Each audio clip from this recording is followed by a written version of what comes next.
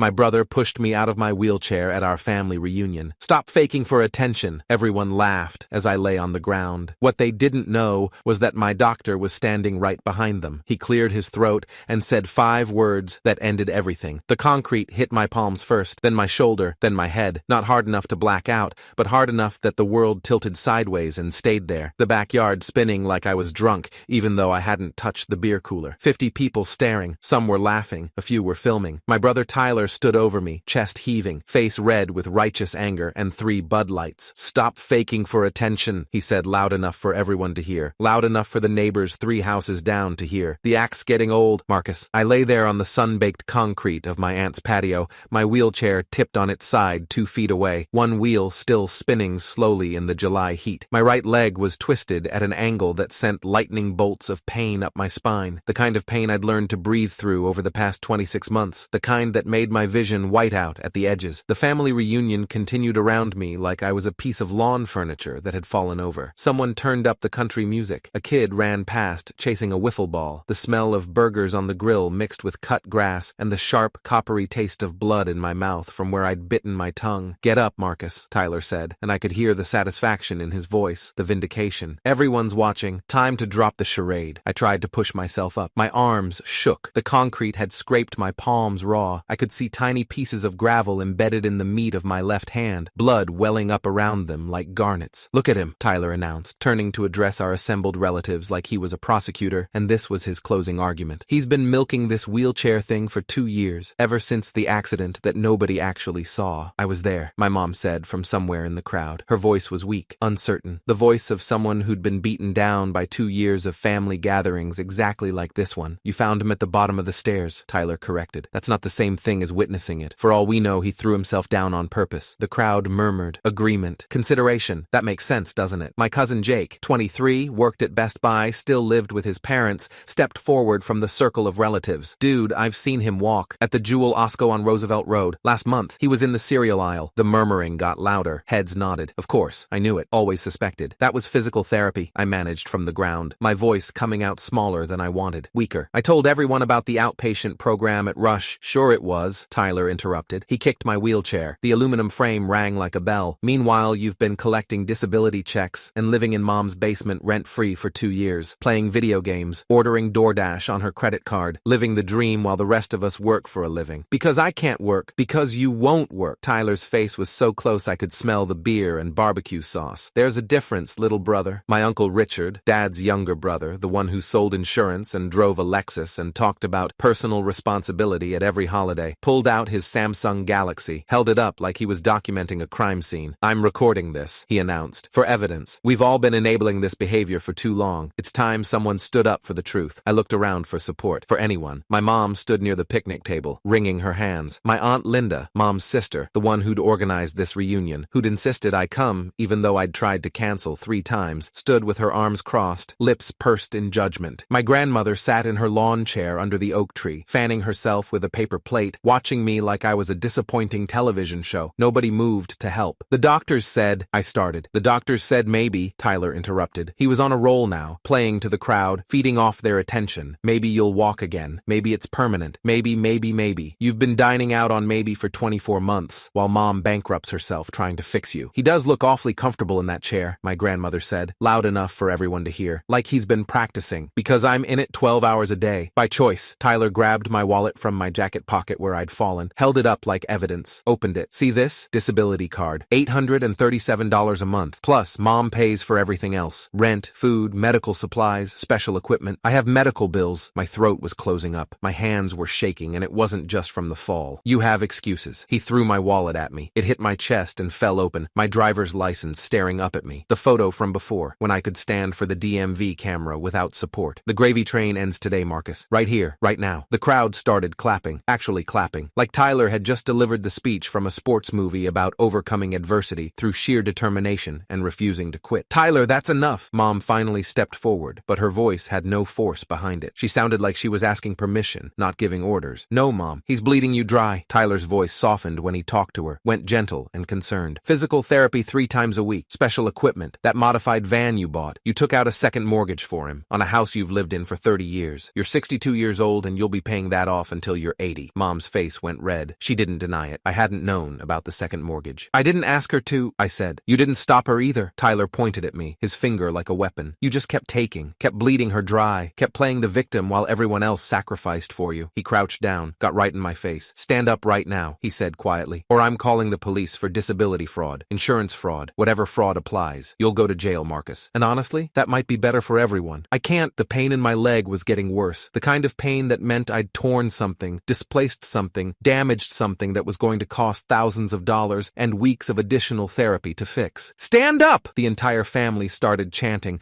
Stand up! Stand up! Stand up! 50 voices, maybe more. The neighbors had come over to watch. Kids were recording on their phones. My Aunt Linda was clapping in rhythm, leading the chant like a cheerleader. I stayed on the ground because I couldn't do anything else, because my right leg hadn't had full sensation in 26 months, because the rods in my spine made certain movements impossible, because everything Tyler was saying, all the cruelty, all the accusations, all the venom, came from a place of not knowing, of not asking, of not caring enough to understand. My leg throbbed with every heartbeat. Tyler grabbed my shirt, hauled me halfway up. I'm done watching you manipulate everyone. You're a liar and a con artist and that's my patient you're assaulting. The chanting stopped. Everything stopped. Tyler's grip on my shirt loosened, but didn't let go. A man stepped forward from the crowd, mid-50s, Asian, khakis, and a navy polo shirt, wire-rimmed glasses, carrying a can of Diet Coke like he'd just been standing there the whole time enjoying the show, which I realized he had been. His expression was perfectly calm. Tyler dropped me. I hit the concrete again. Who the hell are you? Tyler demanded. Dr. James Chen. He took a sip of his Diet Coke. Marcus's orthopedic surgeon, among other things. The crowd went completely silent. You could hear the burgers sizzling on the grill, a dog barking 3 yards over, the country music still playing from someone's Bluetooth speaker. I'm also his physical therapist, his pain management specialist, and I consult with his neurologist, Dr. Sarah Patel, at Northwestern Memorial. I've been treating Marcus since approximately 47 hours after his accident 26 months ago. My Aunt Linda laughed. It came out nervous, shrill. Well, doctor, you must be very proud. Your patient can apparently walk just fine when nobody's looking. Dr. Chen smiled. It didn't reach his eyes. Actually, he said, pulling out his iPhone, I have something everyone should see. He held it up. An X-ray filled the screen. This is Marcus's lumbar spine, specifically his L4 and L5 vertebrae. He zoomed in with 2 fingers. See these metal rods? 4 of them. And these screws? 14 total. That's from his spinal fusion surgery, performed by me 14 months ago at Rush University Medical Center. The surgery took 7 hours. The recovery took 6 months. Nobody spoke. Tyler had gone very still. The reason Marcus can stand during physical therapy sessions is because we're systematically training his body to handle short distances with a walker. Currently, he can manage approximately 47 meters before the nerve damage causes pain severe enough to require immediate rest. That's about 5 minutes of mobility. After that, the damaged nerves begin firing incorrectly, and he experiences what we call neuropathic pain. Imagine someone driving nails into your leg while simultaneously shocking you with a cattle prod. He swiped to another image. Here's his sciatic nerve, right side. See this area here? He pointed to a place on the screen that looked darker, damaged. That's permanent nerve damage from the fall. It's why his right leg has limited proprioception. That's the ability to sense where your body is in space, and why he can't bear significant weight for extended periods. The nerve misfires. Sometimes his leg just gives out. No warning. My cousin Jake had backed away from the circle, disappeared toward the house. The orthotic brace he wears, the one that costs $4,000 and isn't fully covered by insurance, provides stability. But it's not a cure. There is no cure. This is his life now. Dr. Chen's voice remained perfectly level, clinical. Every day is painful. Every step is uncertain. Every moment in that wheelchair is a reminder of what he's lost. He looked directly at Tyler. But sure, he's faking. Dr. Chen held his phone higher so everyone could see. Then he swiped again. This is a video I recorded approximately 7 minutes ago, starting from when I arrived at this lovely family gathering. He pressed play. Tyler's voice came through the speaker. Stop faking for attention. The sound of me hitting the concrete, the laughter, the chanting, all of it. Dr. Chen let it play for 30 seconds, then stopped it. I recorded everything, he said calmly. The assault, the verbal abuse, the crowd participation, the public humiliation of a disabled man by his own family. He looked at my Uncle Richard. You're not the only one gathering evidence today, Richard. Uncle Richard's phone was still up, still recording. His hand was shaking now. Tyler stumbled backward, hit the picnic table.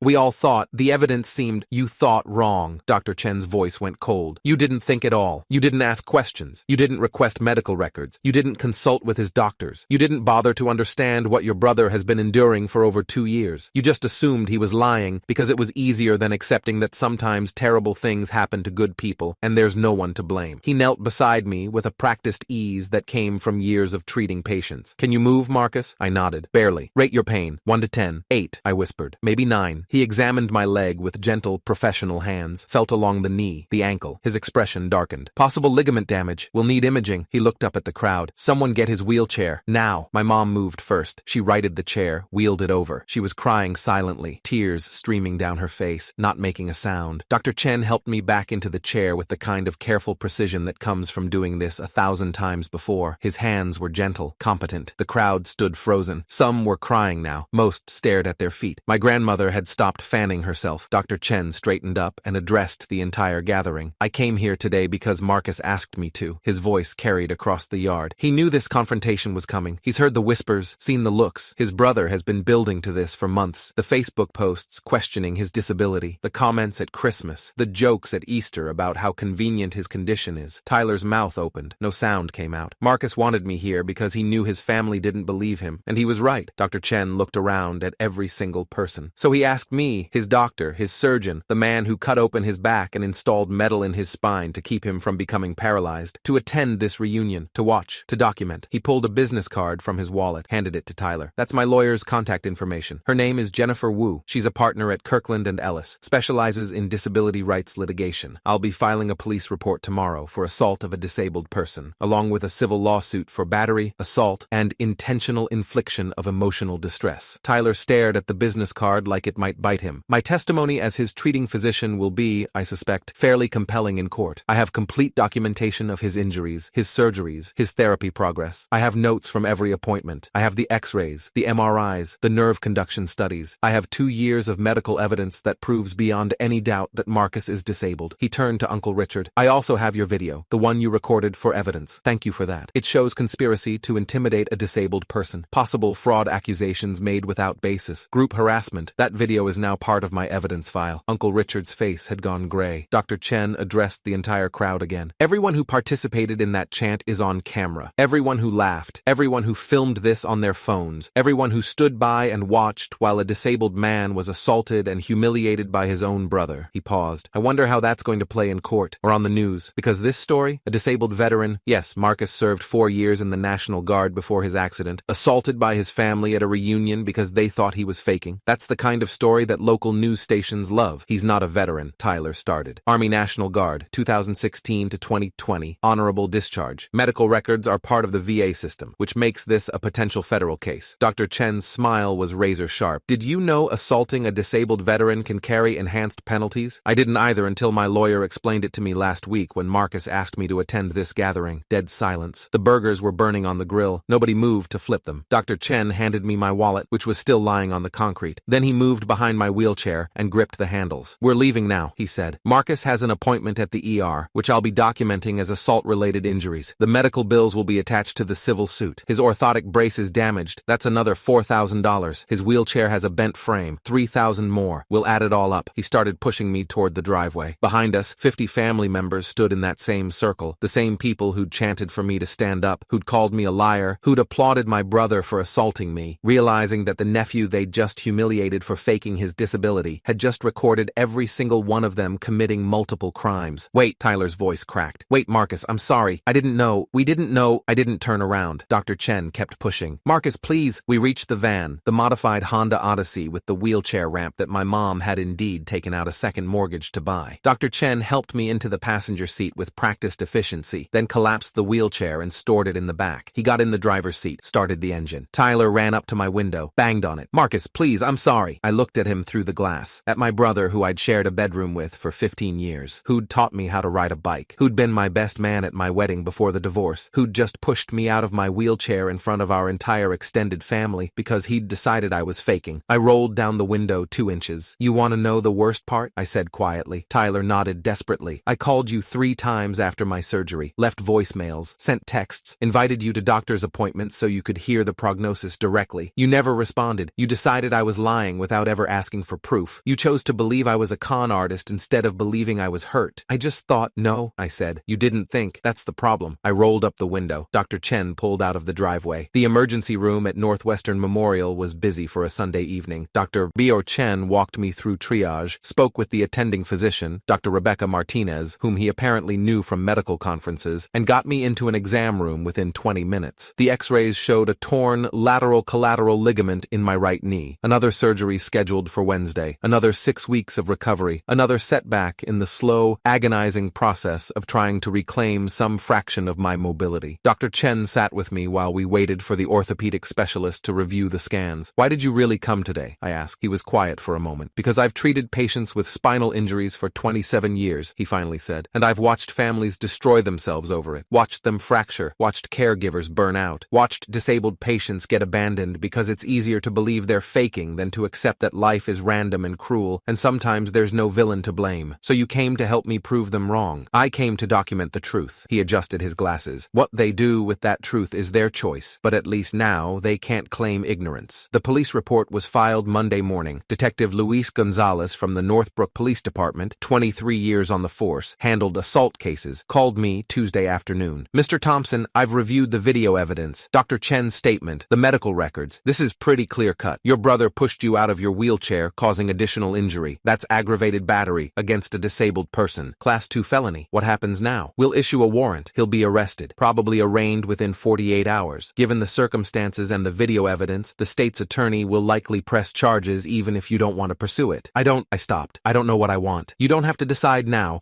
but Mr. Thompson, families like yours, they don't change unless there are consequences. Real consequences. Legal consequences." He was right. I knew he was right, but Tyler was still my brother. Tyler was arrested Wednesday morning, posted bail by Wednesday afternoon. His lawyer, some guy from his gym who did personal injury cases, called me Thursday. "My client wants to apologize, wants to make this right. If you'd be willing to drop the charges." "I'm not pressing charges," I said. "The state is. Talk to the state's attorney." "Right, but if you testified that it was a misunderstanding." "It wasn't a misunderstanding. It was assault. Recorded by multiple cameras. Witnessed by 50 people. There's no ambiguity here. He's your brother. He pushed me out of my wheelchair because he decided I was faking a disability. That's not brother behavior. That's criminal behavior." I hung up. The civil suit was filed Friday. Jennifer Wu, the lawyer Dr. Chen had referred me to, 54 years old, Harvard Law, specialized in disability rights for 22 years, sat across from me in her downtown office with a view of the Chicago River. "We're suing Tyler for battery and intentional infliction of emotional distress, but there's a larger case here." "What do you mean?" "Your Uncle Richard, your Aunt Linda, everyone who participated in that chant. They created a hostile environment. They conspired to harass and intimidate you. That's actionable under disability rights law. You want me to sue my entire family? I want you to send a message." Jennifer leaned forward. "Marcus, I've handled hundreds of these cases. Disabled people getting abused by family members who think they're faking. It's more common than you'd think, and it almost never ends well because the disabled person is isolated, financially dependent, scared of losing their support system, so they stay quiet.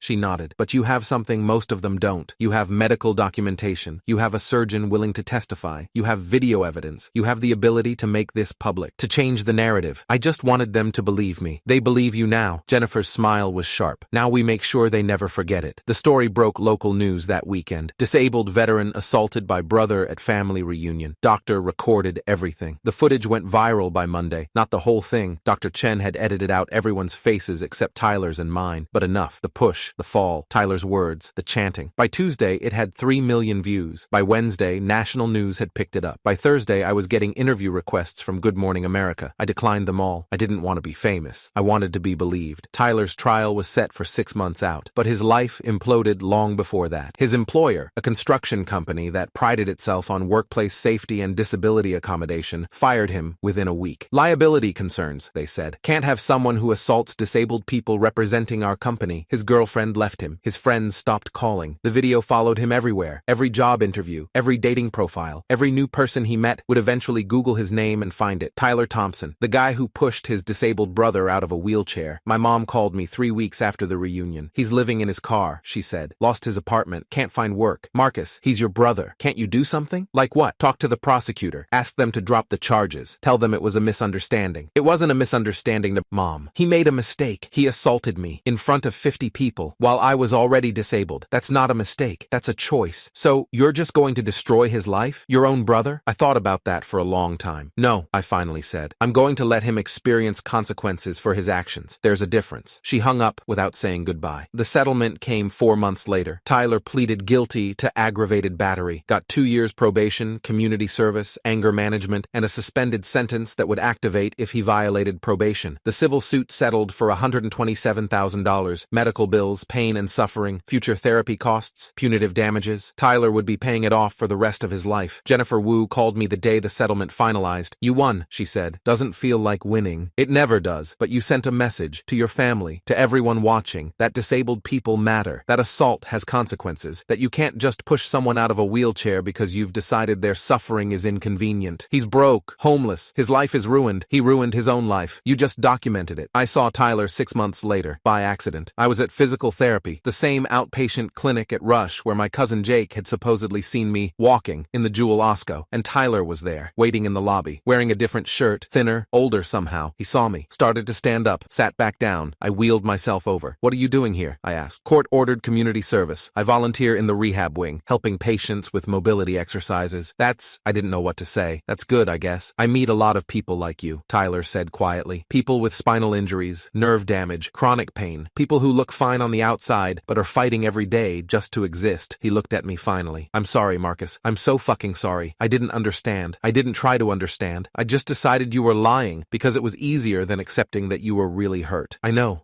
His voice cracked. Do you think you'll ever forgive me? I thought about that question for a long time. About 26 months of pain. About the family reunion. About 50 people chanting for me to stand up. About Tyler's face when Dr. Chen showed the x-rays. About the settlement money that was paying for my modified van and my medical bills and my future. About my brother living in his car because he'd assaulted me. I don't know, I finally said. Ask me again in a year. Tyler nodded. That's fair. A year later, Tyler asked me again. We were at a different physical therapy clinic, one in Evanston where I'd transferred for specialized nerve stimulation treatment. Tyler had moved there too, was working as a paid aide now, had an apartment, was rebuilding his life brick by brick. Do you forgive me? He asked. And this time, I knew the answer. I forgive you for not understanding, for not asking questions, for believing I was lying without proof. I looked at him. I don't forgive you for pushing me out of that wheelchair, for humiliating me in front of our family, for choosing cruelty when you could have chosen compassion. I'm not sure I'll ever forgive you for that. Tyler nodded slowly. That's fair too. But, I continued, I see you trying. I see you working with other patients. I see you learning. I see you becoming someone who understands what I've been living with. That matters. Does it change anything? It changes everything. You're not the same person who pushed me. I'm not the same person who got pushed. We're both different now. Better? Different. I started wheeling toward the exit. But maybe different is enough. 2 years after the reunion, I got invited to speak at a disability rights conference in Springfield. Dr. Chen had recommended me. The organizers wanted to hear about my experience, about family members who don't believe, about the importance of documentation, about fighting back. I almost said no. Then I thought about all the people sitting in wheelchairs right now, dealing with families who think they're faking, who are facing the same skepticism, the same cruelty, the same isolation. So I said yes. The speech lasted 20 minutes. I told them everything. The fall down the stairs, the surgery, the months of therapy, the family reunion, Tyler pushing me, Dr. Chen stepping forward with evidence, the aftermath. When I finished, the room was silent. Then someone started clapping. Then everyone was standing, those who could stand, and the applause filled the convention center like thunder. After, a woman in her 30s approached me. She was in a wheelchair too. Multiple sclerosis, she said. My family thinks I'm faking, she told me. They say MS isn't real, that I'm just depressed, that I need to try harder. Do you have medical documentation? 3 neurologists, brain scans, everything. Show them, make them look, make them understand that their ignorance is not your burden to carry. She started crying. What if they still don't believe? Then you document it, I said, and you protect yourself, because you matter. Your pain matters. Your disability matters. And anyone who can't accept that doesn't deserve access to you. She hugged me, held on for a long time. When she pulled back, she said, thank you for fighting back, for showing us it's possible. 3 years after the reunion, my mom called. The family wants to have another gathering, she said carefully. Thanksgiving, small, just immediate family. Tyler will be there. We're hoping you might come. Will anyone apologize? Silence. That's what I thought. Marcus, they feel terrible about what happened. Feeling terrible isn't the same as apologizing, isn't the same as acknowledging what they did, isn't the same as changing. Can't you just— No, I said firmly. I can't just get over it. I can't just move on. I can't just pretend it didn't happen because it's uncomfortable for everyone else. They destroyed me in front of 50 people. They called me a liar and a con artist and a burden. They chanted for me to stand up. They filmed it and laughed. And now they want me to come to Thanksgiving like nothing happened? So you're saying no? I'm saying they need to apologize. Really apologize. Specifically. For specific things. Not a blanket. We're sorry if we hurt you. But I'm sorry I chanted. I'm sorry I laughed. I'm sorry I called you a liar. I'm sorry I filmed you on the ground. I'm sorry I didn't help you. Every single person who participated owes me that. That's a lot to ask. It's the minimum to ask. My voice was steady. I was their family too. They were supposed to protect me. Instead, they attacked me. If they can't own that, if they can't apologize for it, then they haven't changed. And I have no interest in sitting at a table with people who think my disability is negotiable. Mom was quiet for a long time. I'll tell Tell them, she finally said. 3 people apologized, out of 50. My Aunt Karen, not Linda, different aunt, the one who'd stood in the back crying during the chanting. She sent a handwritten letter, 5 pages, detailed, specific, explaining what she'd failed to do, why she'd failed, what she'd learned since. My cousin Sarah, Jake's younger sister, she was 16 at the time, hadn't participated, sent me a card and a donation to the disability rights organization I now volunteered with. And Tyler. Tyler showed up at my apartment on a Tuesday afternoon, no warning, just knocked on the door. I answered. He stood there with a folder in his hands. I've been working with Dr. Chen, he said without preamble, learning about spinal injuries, nerve damage, chronic pain management. I've been volunteering at Rush for 2 years now, doing mobility exercises with patients, learning their stories. He held out the folder. These are letters from 12 people I've worked with, people like you, people I've helped. They all agreed to let me show you. I wanted you to see that I've changed, that I understand now, that I've spent 2 years trying to become someone worthy of your forgiveness. I took the folder, didn't open it yet. I'm sorry I pushed you out of your wheelchair, Tyler continued, and his voice cracked. I'm sorry I called you a liar. I'm sorry I led that chant. I'm sorry I chose cruelty over compassion. I'm sorry I didn't believe you. I'm sorry I didn't ask questions.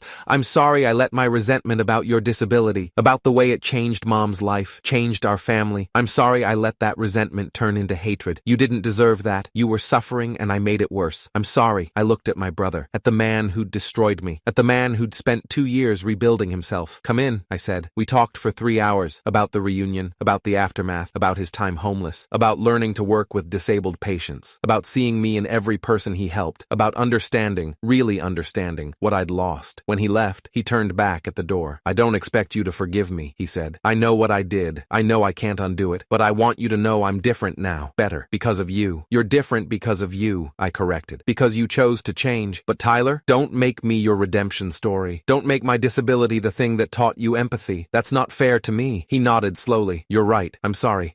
You're right. After he left, I opened the folder, read all 12 letters, each one from a person Tyler had helped, each one describing his patience, his gentleness, his understanding, each one a small piece of evidence that people can change, that cruelty doesn't have to be permanent, that sometimes, not always, but sometimes, the people who destroy us can become better. I didn't know if I'd ever fully forgive Tyler, but I could see him clearly now, not as the villain in my story, but as someone who'd made a terrible choice and spent years living with the consequences, someone who'd hurt me deeply and was trying, really trying to be better. Maybe that was enough. Maybe it had to be.